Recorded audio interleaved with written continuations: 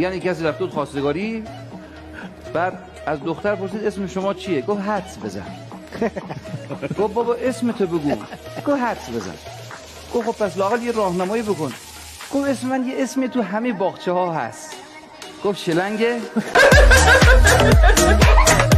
گفت یک معلمی کدوم شهر دوست داری بری مسافرت؟ گفت سان فرانسیسکو. گفت همین رو بنویس املای امروز تو نمرت بدم. از بغلیش پرسید تو کدوم شهر دوست داری؟ گفت ما قم. خدای رفته بود راهنمای رانندگی امتحان بده، بعد رسیدن به این، با ماشین داشت میرفت، رسیدن به این علامت هلال احمر.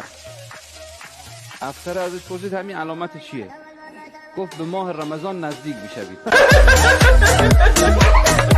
گفتن که آقای مشهدی هر چی خواستگاری میرفت بهش زن نمیدادن. گفت چرا؟ گفت بابا تو به خاطر لهجته، وقت در میزنی از اما اول یک سیگنال منفی میدی، میگه کیه؟ میگی مویم. آقا گفت چی بگم؟ گفت بگو منم. گفت خب اگه در وا کردید مویم، بعد چی خاک رو سر